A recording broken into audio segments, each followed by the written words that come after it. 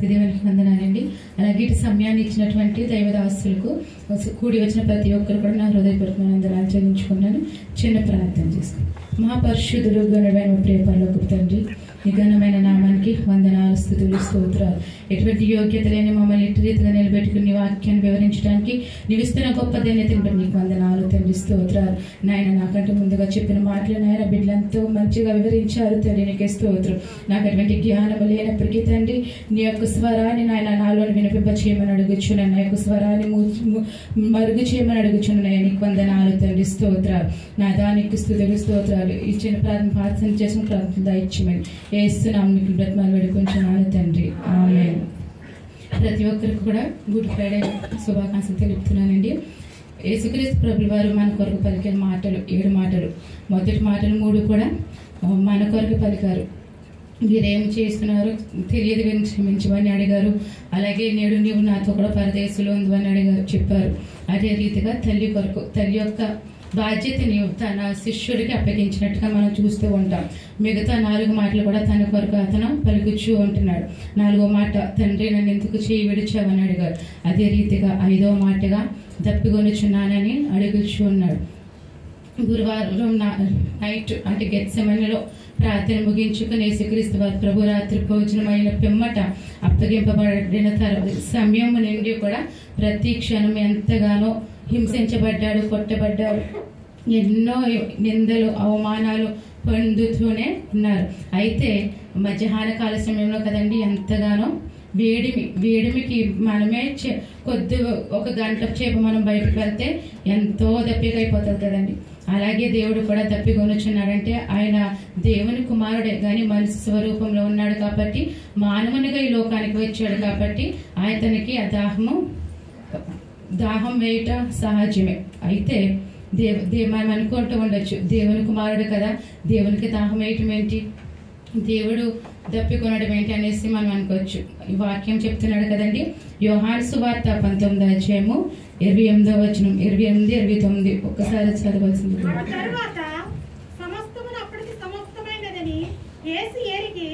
లేఖనము నెరవేరినట్లు నేను తప్పుకొనుచున్నానెను.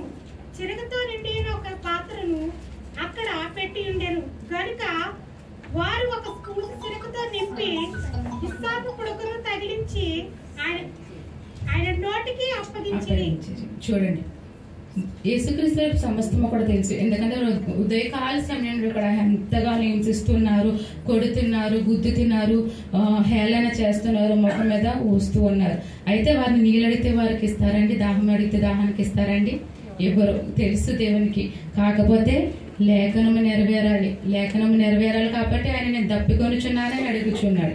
ఆయనకి తెలుసు వీరు నాకు నీరు ఎవరు, వీరు నన్ను ఎంతగా హింసిస్తున్నారు కాబట్టి వీరు నాకు నీరు ఎవరని తెలిసినప్పుడు కూడా ఎందుకు అడుగుతున్నాడంటే లేఖనము నెరవేర్పు. సమస్తము కూడా యేసుక్రీస్తు ప్రభుల వారి జీవితంలో జరిగిందంతా కూడా లేఖనం నెరవేర్పండి. ఈ లోకంలో పుట్టడము కూడా ఒక లేఖనం నెరవేర్పు.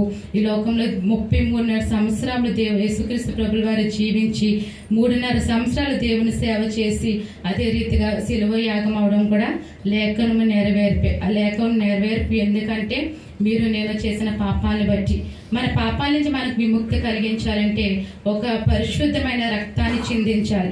ముందు బిడ్డ చెప్పింది కదండి, మోసే దినాల్లో పాత నిబంధన ప్రకారము ఎవరేమో పాపాలు చేసినా తప్పులు చేసినా గొర్రెని గాని గువ్వని గాని బలి అర్పించేవారు. ఆ రక్త ప్రోక్షణ జరిగితేనే పాప విమోక్షణ అనేసి ప్రతి ఒక్కరికి తెలిసిన రీతిగా. కాకపోతే అదొక రొటీన్ లైఫ్ కింద. ఎందుకంటే మనం పాపం చేయడం, వెళ్ళి మళ్ళీ ఒక బలి అర్పించడం, తిరిగి మళ్ళీ అదే పాప జీవితంలో కొనసాగుతూ ఉంటుంది. కాబట్టి తండ్రి అయిన దేవుడు యోచించుకున్నాడు, పరిశుద్ధ రక్తం చిందిస్తేనే గాని పాప విమోక్షణ కలగదు అనేసి దేవుడు తన కుమారుని రక్తము మన కొరకు చిందించి ఉన్నారు కదండి. అందుకు దేవుడు లేఖనాలు సమస్తము కూడా లేఖనాల ప్రకారంగా జరిపిస్తూ ఉన్నారు తన లైఫ్ లో. అదే రీతిగా ఈ దప్పికొనుచున్నానని అడిగిన వాక్యము కూడా లేఖన ప్రకారంగానే జరుగుతుంది. ఆ లేఖనం ఎక్కడున్నదంటే కీర్తన గ్రంథము 69వ కీర్తన 21వ అధ్యాయం ఒకసారి చూసుకున్నట్టయితే,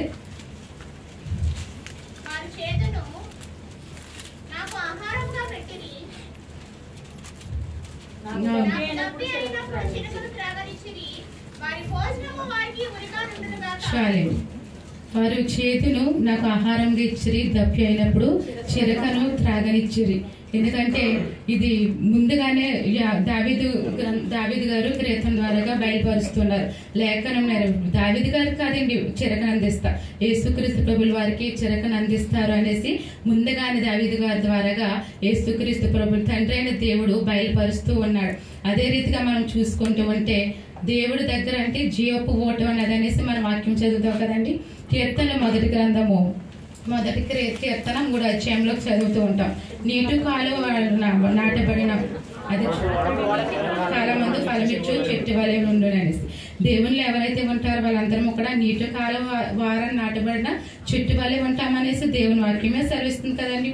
ఇప్పుడు అయితే దేవుణ్ణి నమ్ముకుంటే మనకి జీవజలాలు ఇస్తానని దేవుడు చెప్తున్నాడు. అప్పుడు దేవుడు ఎందుకు తప్పికొంటాడు? ఎందుకంటే నిజంగా తన శరీరంలో కలిగించిన బాధను బట్టి తప్పిగలేడు గాని మీరు నేను చేస్తున్న పాపాలను బట్టి దేవుడు తప్పికొనిచున్నాడు. ఇంతవరకు కూడా నేను ఎంత పరిచర్య చేసి ఎంతగా దేవుని కొరకు నా తండ్రి కొరకు పరలోక రాజ్యం కొరకు ఈ బిడ్డలకు చెప్తే ఇప్పటికి కూడా వీరు వినలేదు. నేను వెళ్ళిపోతే వింటారో వినురో అన్న ఒక ఆశతో దేవుడు ఎంతగానో దప్పికొనిచున్నాడండి. పాపల్ని రక్షించడానికి కొరకే దేవుడు దప్పిక కొనిచున్నాడు తప్ప నిజమైన దప్పిక కాదు. తన శరీరానుసారమైన దప్పిక కాదు గాని ఆత్మానుసారమైన దప్పిక. మనం చూస్తూ ఉంటాం కదండి. సమరయ స్త్రీ కొరకు మనకు అందరికీ కూడా తెలిసిన విషయమే. యోహాను సువార్త 4వ అధ్యాయము 16 నుండి చూసుకుంటే ఒక సమరయ ఈ పెనిమిటిని పిలుచుకొని ఇక్కడికి రమ్మని ఆమెతో 13-14 చదవండి.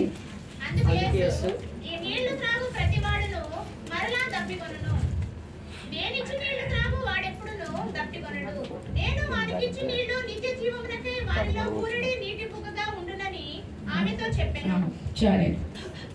యేసుక్రీస్తు వారు ఏమంటారంటే నేనిచ్చి నీళ్ళు త్రాగితే మీరు ఎప్పుడు కూడా దప్పికొనరు అనేసి. అవి ఏమి నీళ్ళండి? ఇప్పుడు మనము బిస్లరీ వాటర్ తాగుతాం, లేకపోతే మినరల్ వాటర్ తాగుతాం, కానీ మనకి దప్పికేస్తూనే ఉంటుంది. ఈ వేడిమిని బట్టి దప్పికేస్తూనే ఉంటుంది. కానీ దేవాతి దేవుడు అంటున్నాడు కదా, నేను ఇచ్చి నీళ్ళు తాగితే మీరు ఎప్పుడు కూడా దప్పికొనరు అనేసి. ఆ వాక్యం కూడా ఒకసారి మనం చూసుకుందామంటే దేవుడిచ్చిన నీళ్ళు తాగితే మనం ఎలా దప్పిగా ఉండమో, ఎలాగ మనకు మళ్ళీ దాహం వేయదో ఒక్కసారి చూసుకుందాం. లోకాసు వార్త 16వ అధ్యాయము 20 నుండి 24 వరకు ఒక్కసారి చదవండి. లోకాసు వార్త 16వ అధ్యాయము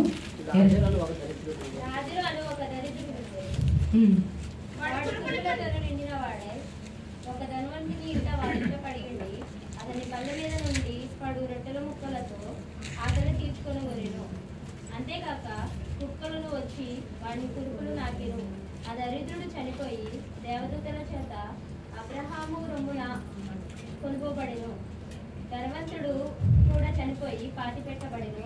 అప్పుడతడు పాతాళంలో బాధపడుచు కన్నులెత్తి దూరం నుండి అబ్రహామును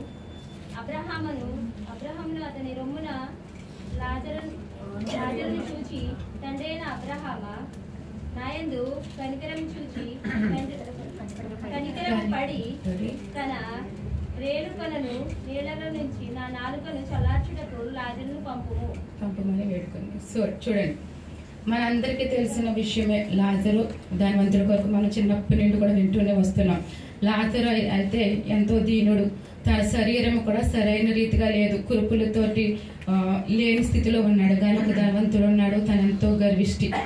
పక్కనే ఉన్నటువంటి లాజర్ని ఎప్పుడు కూడా పట్టించుకునే స్థితిలో లేనట్టు మనం చూస్తూ ఉంటాం కదండి. అయితే లాజరు చనిపోయాడు, ధనవంతుడు చనిపోయాడు. లాజరు బ్రతికి ఉన్నన్నాళ్ళు కూడా దేవుని యొక్క చిత్తానుసారంగా జీవించాడు. అయితే ధనవంతుడు అయితే గర్విష్ఠుడుగా జీవించాడు. ఈడేంటి నాకంటే నేనంతా ఇతనంతా అనుకునే స్థితిలో అతను ఉండవచ్చు. కాకపోతే అంచు దినాల్లో మాత్రం ఏం జరిగిందంటే ధనవంతుడు నిత్య అగ్నిలోనికి వెళ్ళిపోయాడు. లాజరు మాత్రం నిత్య జీవంలో యేసుక్రీస్తు ప్రభుల వారితో కూర్చున్నట్టుగా మనం చూస్తూ ఉంటున్నాం. అవును, అక్కడ చెప్తున్నాడు కదా దప్పికొననేసి. ఆ దప్పికొన అన్న మాటకు అర్థం ఏంటంటే నిత్యము మండుచున్న అగ్నిలో ఎంత వేడి అంటే అతను అడుగుచూ ఉన్నాడు, లాజర్ని పంపించి ఒక్కసారి తన చిటుకుని వేలు ముంచి నా నాలుక తడపమని. ఒక్క చుక్క నీటితో తన దాహం తీరిపోతుందండి? తీరదు. కాకపోతే అతని ఆశ అలా ఉన్నది. ఎందుకంటే లోకానుసారంగా ఉన్నప్పుడు, లోకంలో ఉన్నప్పుడు తనకి ఇష్టడుగా జీవించాడు. సరే, నా ఆత్మతో చెప్పుకుంటున్నాడు, త్రినుము త్రాగము సృకించుము. కాకపోతే దేవుడు చెప్పిన వాక్యానికి ఏమాత్రము కూడా వినిన వాడుగా లేడు. కానీ లాజర్ ఏమిటంటే తన స్థితిని తాను గుర్తించుకోలేదు. కానీ నిత్య జీవమే నాకు ఒకటి ఉన్నది కాబట్టి దేవుని స్తుతించుకోవాలనుకుని నిత్యము కూడా దేవుని స్తుతించుకున్న బిడ్డగా ఉన్నాడు కాబట్టి నిత్య జీవపు వారసుడుగా ఉన్నాడు.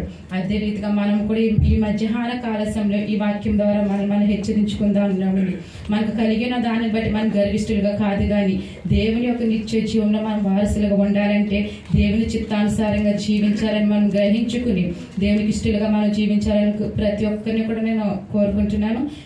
ఈ కొద్ది మాటలు దేవుడి వెనుకలు ఫలింపజేయండి కాక.